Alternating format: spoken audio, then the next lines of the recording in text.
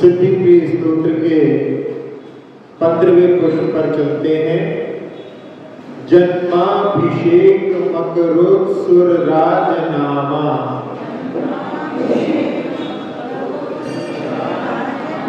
यस्याश्रितो गुणगणैः सुरराजनामा, धर्मः करोत्कनल संप्रतिबोधनानि, सिद्धै सनः सपदि संप्रतिबोधनानि, जन्माभिषेक मकरोत्सुर राजनामा,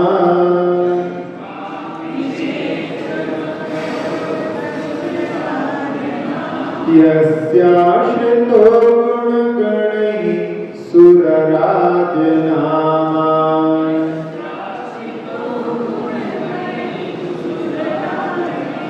धर्मः करोत्कनल संप्रतिबोधनानि,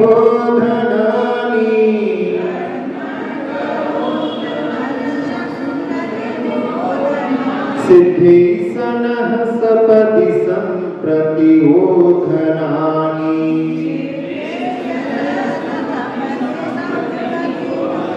जन्माभिषेक मकरोत्सुर राजनामा,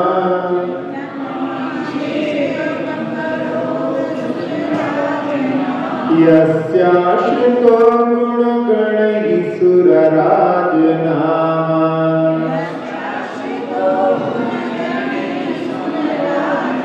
धर्मः करोत्कनल संप्रतिबोधनानि,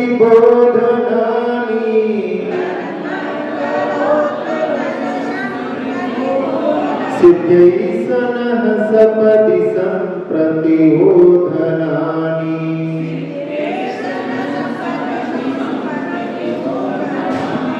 धर्मनाथ भगवान की स्तुति करते हुए आचार्य पूज्यपाद महाराज कह रहे हैं कि सुर राजनामा जन्माभिषेक अकरो।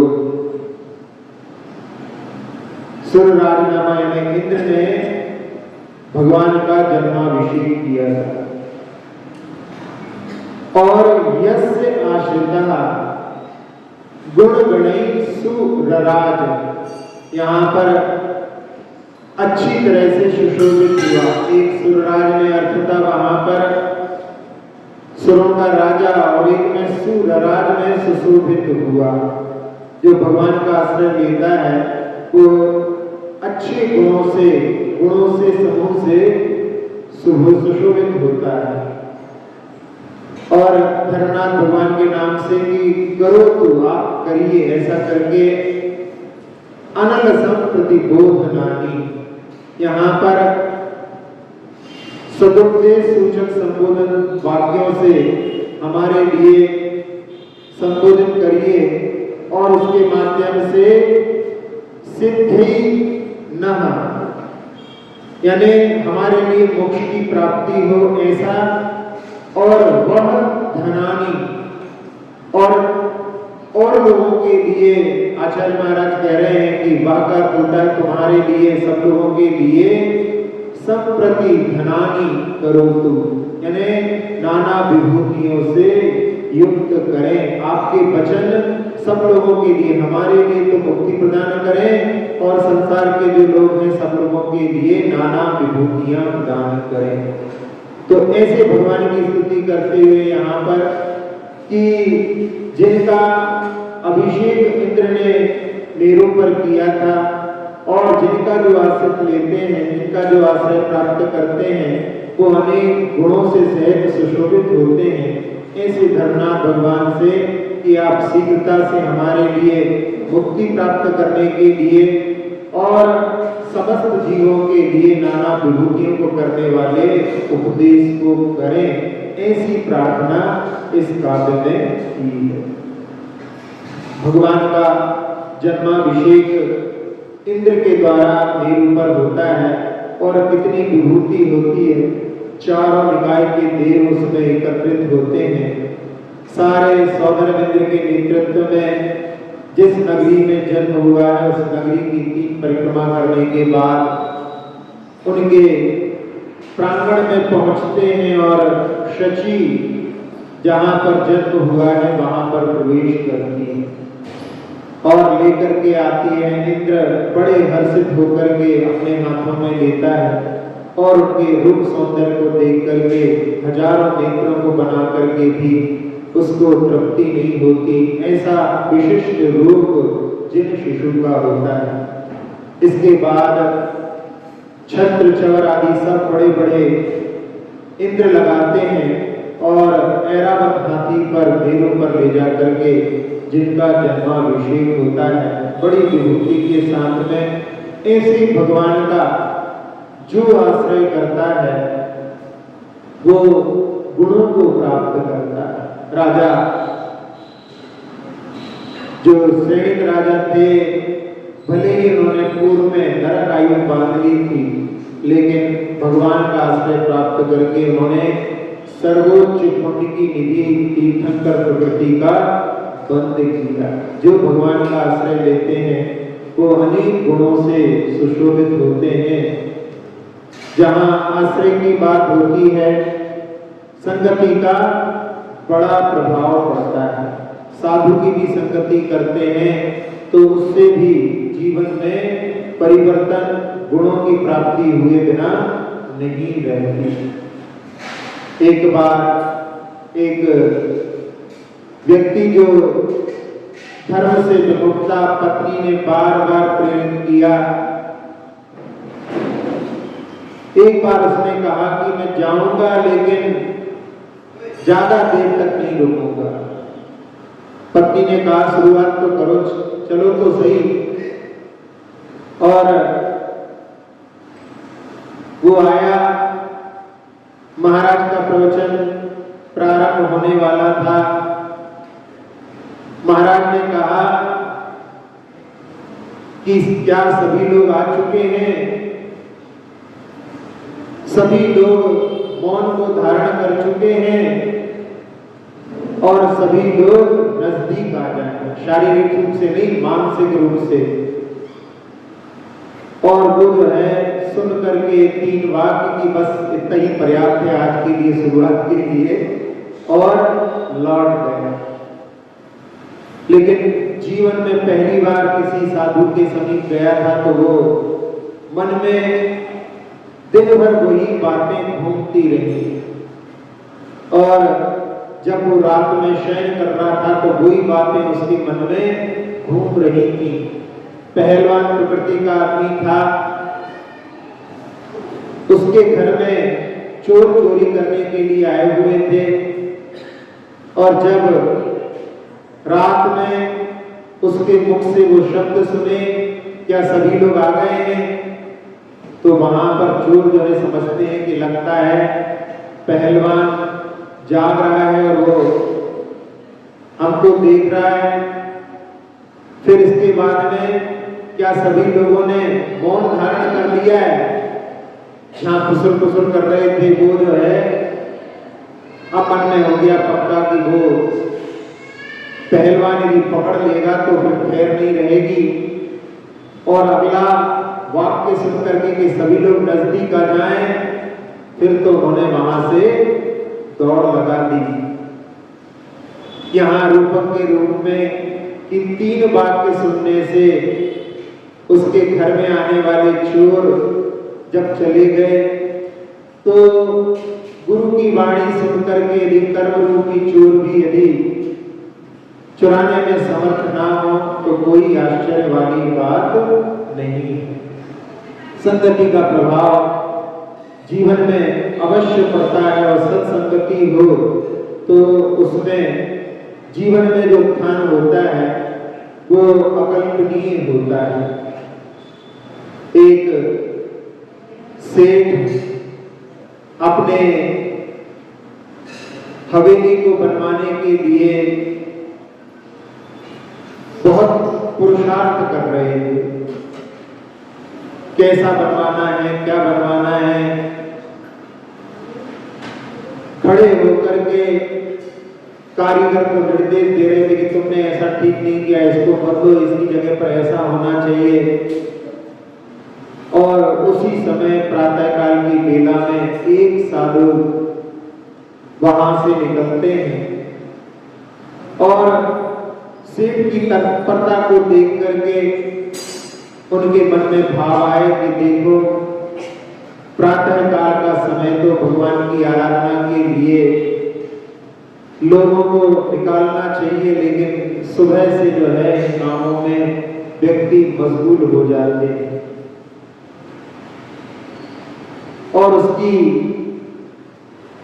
स्थिति को देख करके महाराज ने अपने दिव्य ज्ञान का प्रयोग किया और उनके लिए प्रतिभास हुआ कि अब इसकी आयु थोड़े दिन की शेष है, बनवा तो रहा है लेकिन इसमें ये प्रवेश नहीं कर पाएगा।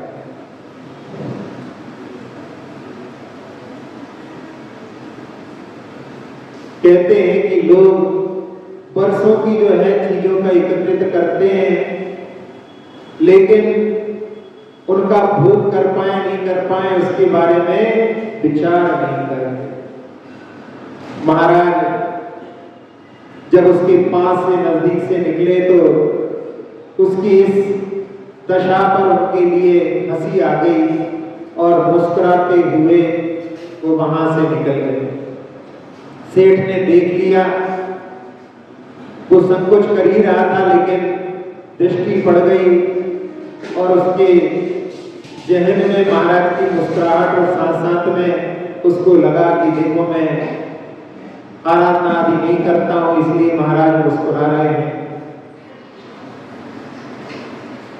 दोपहर के समय में जब महाराज फिर वहां से निकलते हैं तो देखते हैं कि एक बकरा उनके प्रतिष्ठान के अंदर घुसने का प्रयास कर रहा है और वो अपने नौकर से कहकर के कि इसको डंडे से बाहर निकालो। इतने में देखते हैं कि एक बकरे वाला जो आकर के उनसे कहता है कि लगता है सेठ आपसे कोई परिचित है, आपके शरण में आना चाहता है, आप यदि इसको खरीद दो, पैसे दे दो तो मैं इसको यहीं पर छोड़ जाऊं। सेठ कहते हैं कि तुम मुझे ठगना चाहते हो, इसको यहां से जल्दी से लेकर के जाओ। और उस समय में महाराज ने फिर देखा और फिर चले गए। सेठ ने फिर दृष्टि डाली कि आज भी महाराज इधर ही देख रहे थे। अगले दिन वैसे सेठ बड़ा कंजूस था, दान आदि में रुचि नहीं थी, लेकिन पत्नी धर्म में दृष्टि रखती थी। उसने पड़गाहन किया और महाराज का आहार संपन्न हुआ। सेठ अपने बच्चे को खिलाते हुए बाहर जब महाराज निकले तो देखा कि बच्चे को बड़े लाड़ प्यार से जो है वहां पर खिला रहा है और वो उसके ऊपर मूत्र का जो है वहां पर बरसात कर रहा है, लेकिन फिर भी सेठ उसमें आनंद मान रहा है।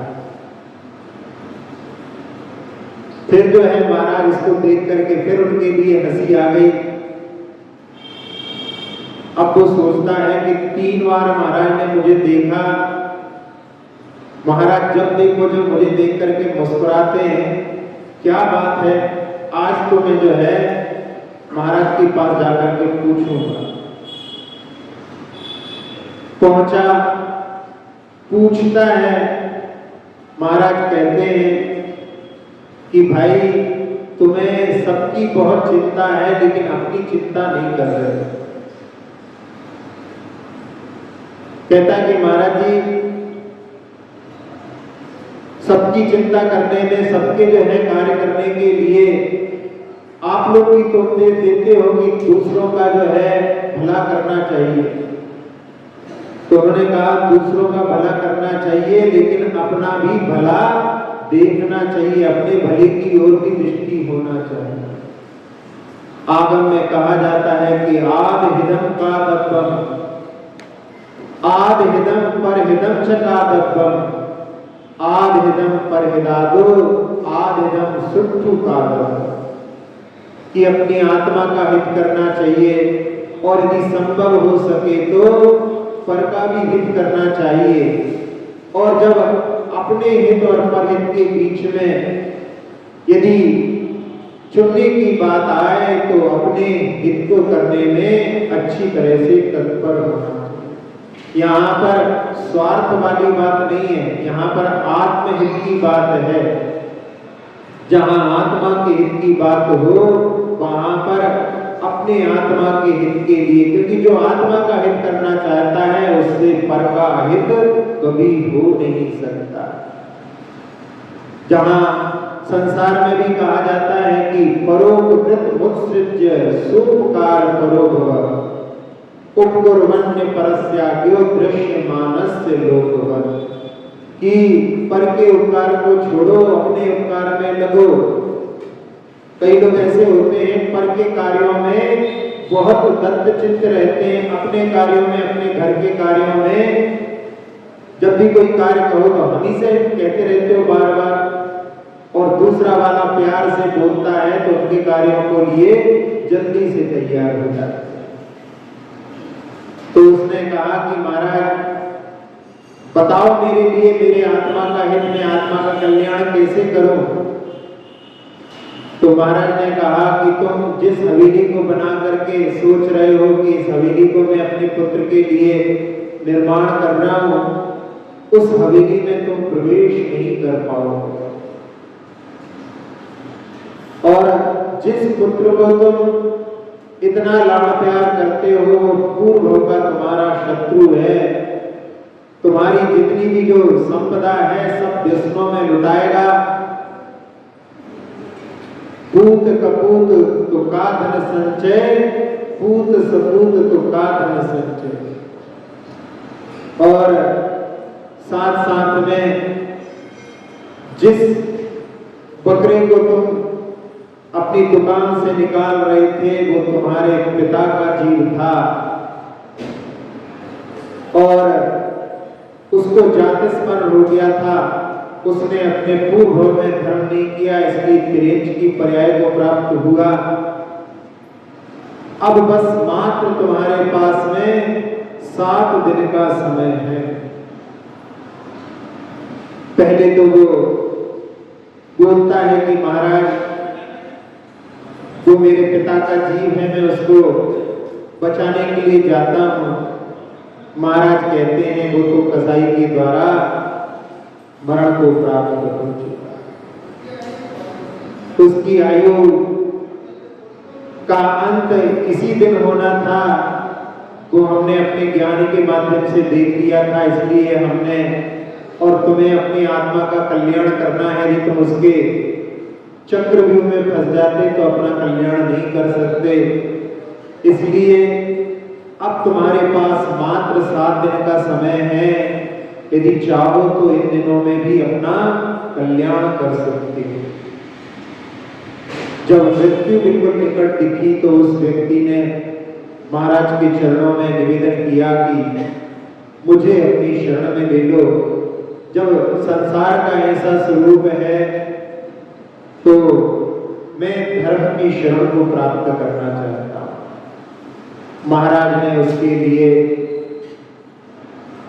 दीक्षित कर दिया, दीक्षा दे दी। 7 दिन के लिए केवल जीवन है, और उसने सब परिग्रह छोड़ करके महाराज की शरण को स्वीकार कर लिया।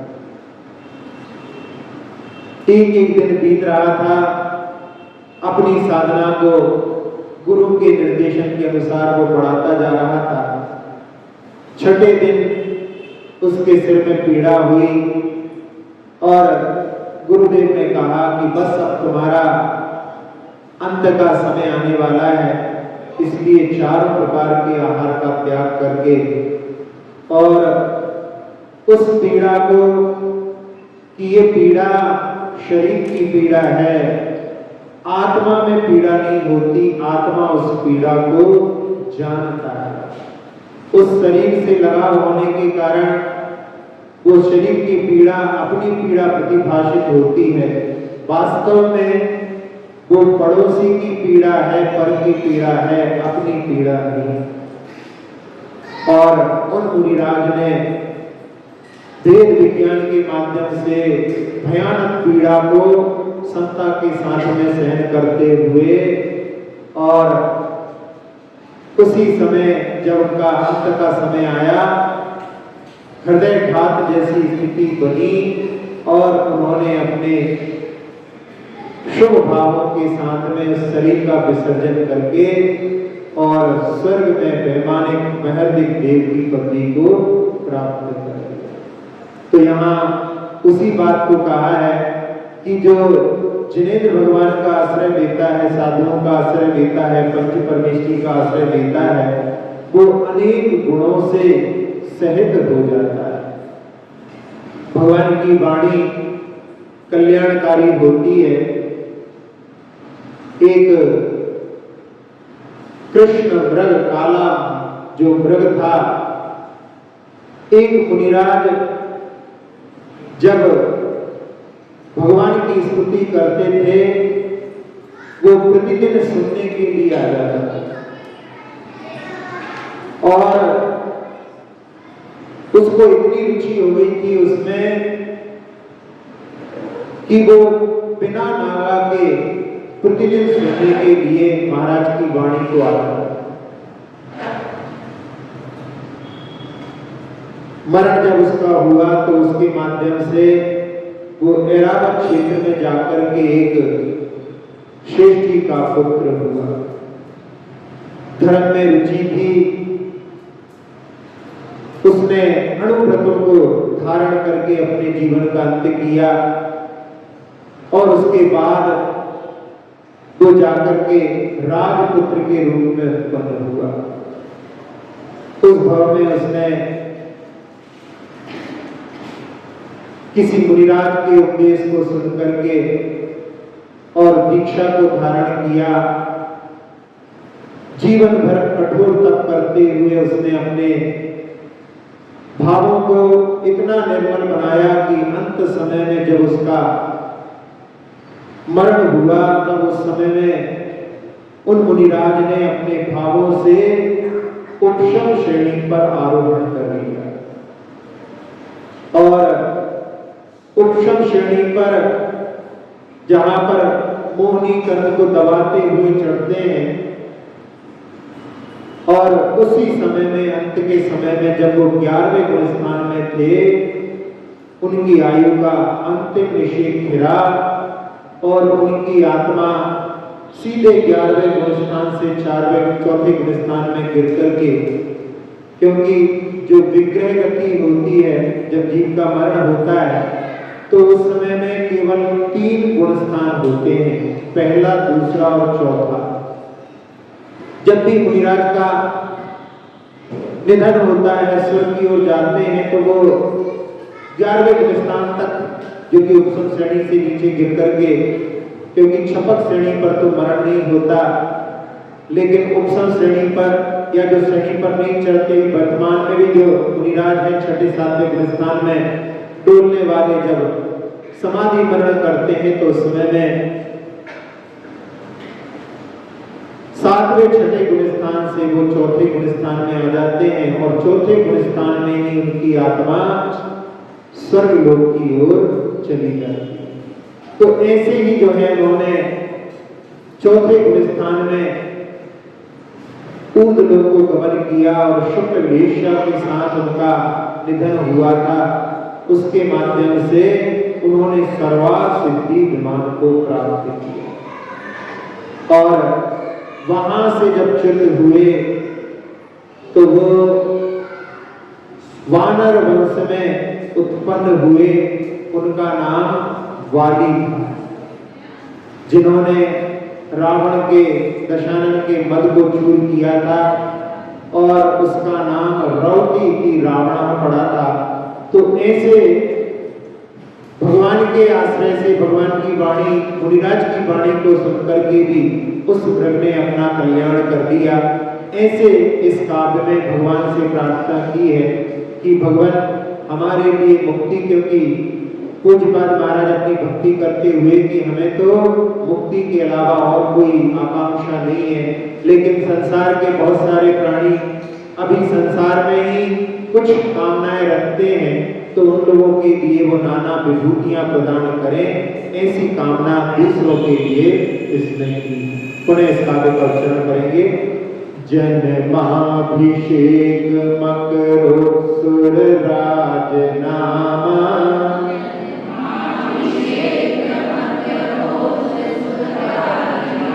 यस्याश्रितो गुणगणैः सुरराज नामा,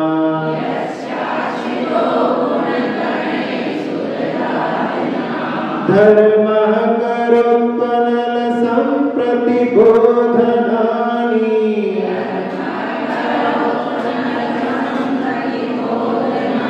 सिद्धैः सनः सपदि संप्रतिबोधनानि।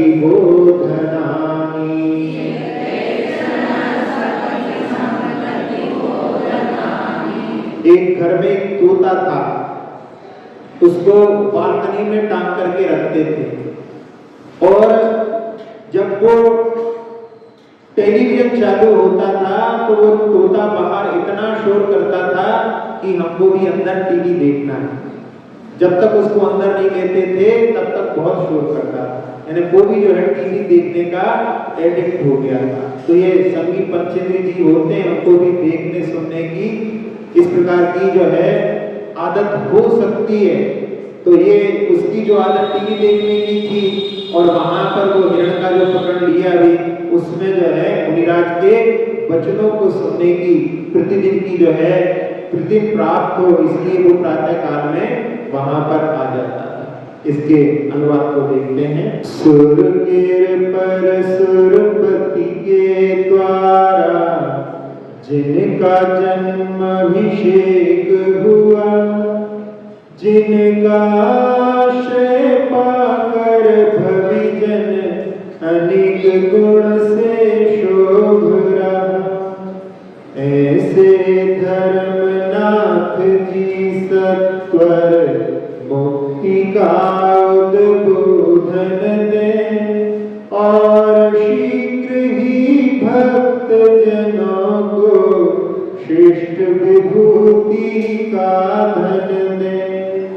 अक्षर पद मात्रा से दूषित वचन अगर ममहीन रहे, और प्रमाद कषाय के वश में सम्यक अर्थ विलीन किए, जिन वाणी माता मेरी सब त्रुटियों को क्षमा करें, दें आशीष शीघ्र हम सबको केवल लब्धि रमा मिले। प्राप्त हमें हो बोधि समाधि परिणामों की शुद्धि हो, निज आत्म उपलब्ध हमें हो शाश्वत सुख की सिद्धि हो। चिंतित वस्तु दात्री माता चिंतामणि उपमा भाती, करूं वंदना पूर्ण विनय से चरण रखूं मैं ये पाती। कर जिन वाणी स्तुति तन की ममता टार, महामंत्र का जाप अब सभी जपे नव बार।